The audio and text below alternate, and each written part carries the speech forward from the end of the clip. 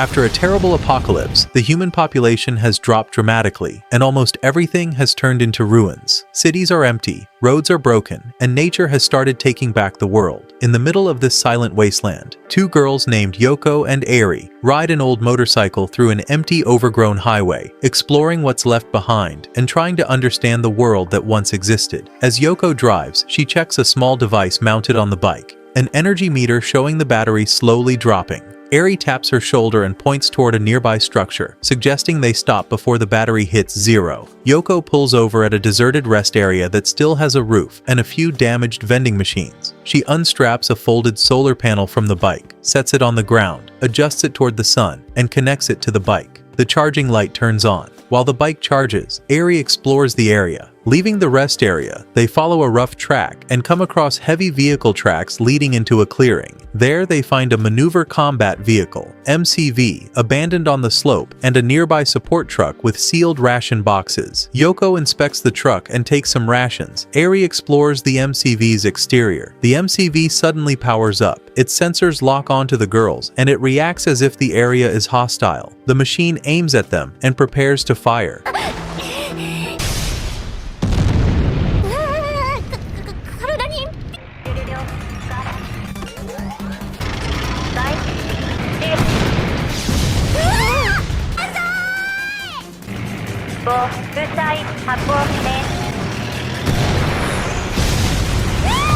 Eri steps forward and activates a weapon built into her arm. She fires a single direct blast that cripples the MCV's firing mechanism. Sparks fly and the machine staggers. Yoko climbs onto the MCV, opens a service hatch, and removes the AI's power and core connections to ensure it cannot restart. They secure the vehicle and take only what they need from the truck. After the fight and the ration pickup, they continued up toward Hakone's tourist area. Yoko pauses at a familiar overlook and has a short memory of coming here with her older sister years before. The memory is small but heavy, and Yoko grows quiet. They decide to take a side trip to a nearby onsen, hot spring, to clean up. The onsen building stands empty, but the bathwater is warm. Inside, Eri plays and splashes, while Yoko sits more thoughtful, replaying the memory of her sister visiting Hakone. The bath scene closes with them relaxed, drying off, and packing the bike at dusk. Yoko and Eri riding away from Hakone as the sun sets. As they ride closer to Yokohama, the scenery gradually changes. Forests thin out, the ground becomes wetter, and the air feels cooler.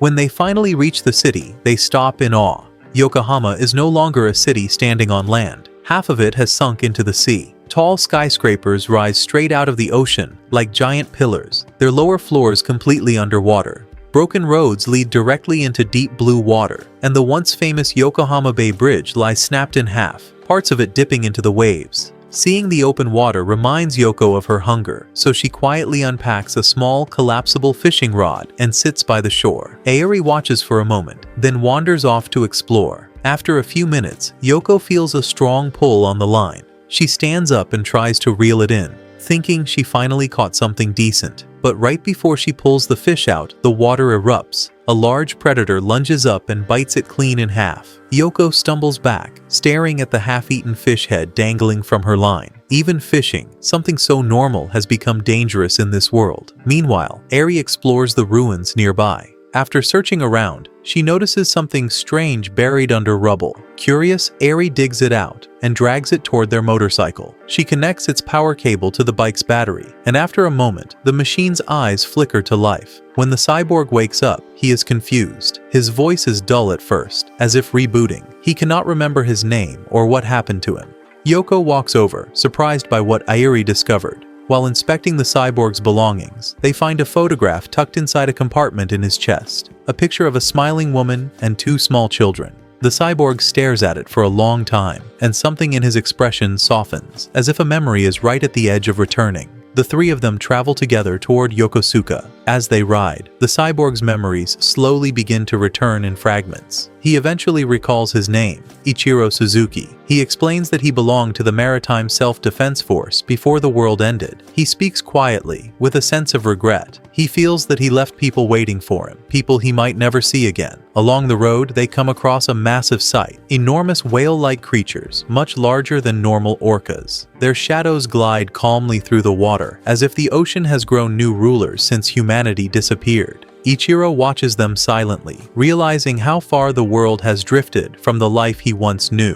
Yoko quietly offers him the chance to come along with them. She doesn't force the idea, she simply extends it as kindness. But Ichiro gently declines. He says that this place, Yokosuka, the sea, the port, is tied deeply to who he was. Leaving it feels wrong to him. He believes this should be his final destination. As night slowly settles, Ichiro walks toward the water. His internal battery begins to fail, and each step becomes heavier. Before shutting down completely, he remembers the disaster, the falling meteors, the explosions, and the moment everything changed. These memories play through his mind, like the final moments of a life once lived. Finally, his energy fades. With a quiet splash, he falls into the sea and sinks slowly, peacefully, as if returning home. After a long silence, they get back on their motorcycle and continue their journey and head into Tokyo. Their first stop is Todoroki Ravine in Setagaya, a green, quiet canyon carved into the city. They park the bike and walk down to a stream, where Yoko kneels to scoop up drinkable water. Eri helps by stabilizing their canteen. The water gives them a small but precious relief in the parched world they travel through. Refreshed, they continue into a deserted residential area. The houses are empty, windows shattered, and nature has started reclaiming everything.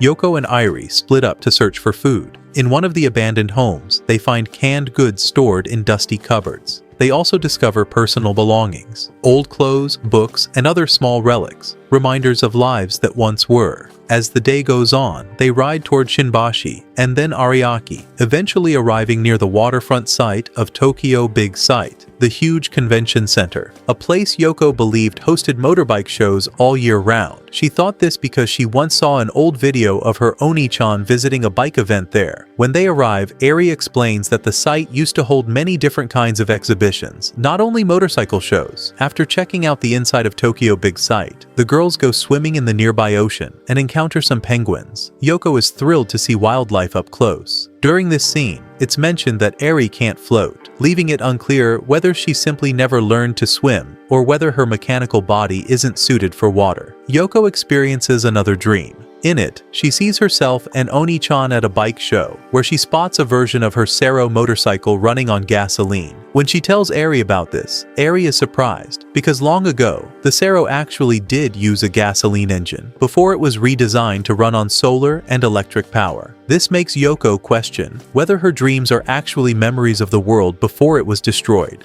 As the sun sets, Eri senses radio waves nearby. Yoko uses her smartphone's radio app, and to their shock, a song begins playing, followed by a live announcement from a talk show host. This is the first sign of another person broadcasting somewhere in the ruins. Following the radio signal, Yoko and Eri reach the ruins of Akihabara. They explore a maid cafe, try on cosplay outfits, and continue searching for the source of the broadcast. Akihabara is now filled with wildlife, descendants of animals that escaped from zoos long ago. The girls encounter capybaras, monkeys, giraffes, exotic birds, and more. At one point, they wander through tall grass and witness a tiger taking down a deer. Yoko is both terrified and excited, while Eri prepares to defend her if necessary. The tiger leaves peacefully after carrying away its prey. Eventually, they find the radio DJ named Jiro. However, Jiro is not a human. He is an AI radio program housed inside a computer, designed to play random songs and speak like a talk show host. He is friendly, but limited in conversation because of his programming. Yoko and Eri repair the broadcast station, improve Jiro's power supply, and set up the speaker so he can continue transmitting. Before they leave, Jiro plays the song they requested. Yoko and Eri continue their journey after leaving Akihabara, riding their Sero toward Umihotaru,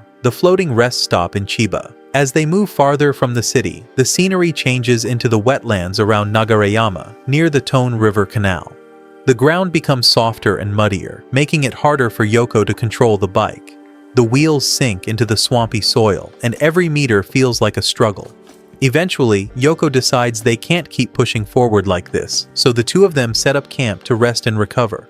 While preparing dinner, Yoko tries her luck at fishing. That's when they both start noticing strange things around them. The wind suddenly stops, the fish in the water begin acting strangely, and even the full moon looks unusually large and too bright. The atmosphere feels wrong, as if the world itself is holding its breath. Eri comments that the moon feels like a bad omen, and that uneasy silence follows them into the night. By morning, Yoko wakes up feeling tired and unsettled, unable to shake off the strange feeling from the previous night. As they pack up and continue their journey, another problem hits them. The Zero gets a punctured tire. It's their first real mechanical failure during the trip, and it slows them down even more. Still, they manage to fix it and push ahead. The journey becomes even more dangerous when a massive supercell storm appears. Dark clouds swirl in the sky, lightning flashes in the distance, and rain begins to fall harder and faster. Yoko rides across the ruined remains of the Tokyo Bay Bridge, trying to reach Umihotaru with the storm raging around them. She feels both fear and excitement. The danger is real, but there's also a thrill in pushing through nature's fury. Finally, soaked and exhausted, Yoko and Airi reach the Umihotaru rest stop, where they take shelter from the storm. They believe they are alone, but somewhere nearby, hidden in the shadows of the abandoned structure, something,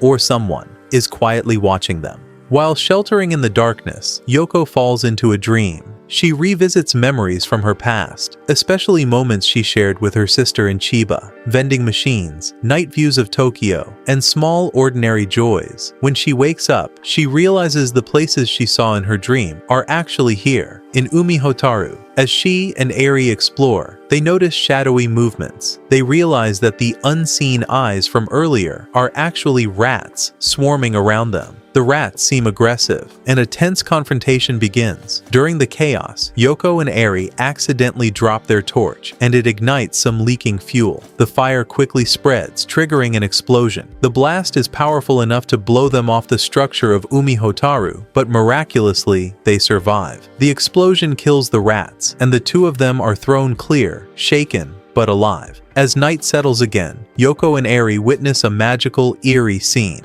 The water around Umihotaru glows blue, lit up by bioluminescent ostracods, while distant lightning illuminates the ruined skyline of Tokyo. Overwhelmed by the beauty, Yoko takes photos, capturing the glow and the desolate yet stunning ruins. Later, Yoko's phone rings. She receives an email from her sister, which surprises her deeply. At the same moment, Eri suddenly freezes or glitches, hinting that something strange is happening with her.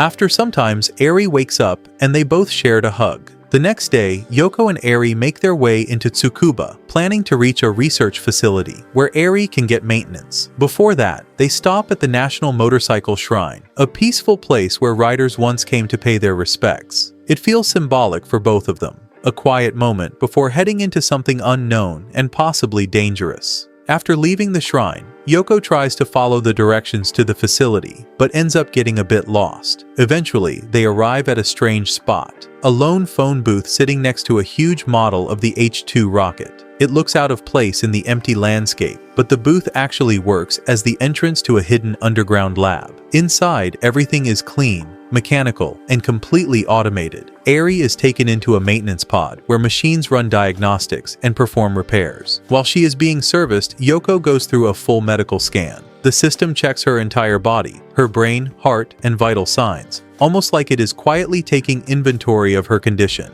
When Eri comes out, she seems completely repaired. The strange glitch she had earlier is gone. Not only that, she brings back packs of astronaut-style space food and even an astronaut helmet she found inside the facility. It feels like a small reward after a stressful visit. Before leaving, Yoko checks their Touringram app and notices something new. The app has updated itself with GPS stamps and an offline stamp rally that follows the same places her sister once visited. It's as if the world, or something inside the system, is guiding her along the path her sister took years before. As night falls, Yoko and Eri head to the old Tsukuba Expo Center and settle inside the ruined planetarium. They lie under the broken dome, surrounded by silence and memories of the world that used to be full of people. They wonder aloud if other research facilities are still active, or if there might still be someone out there, maybe even someone in space, watching the Earth from above.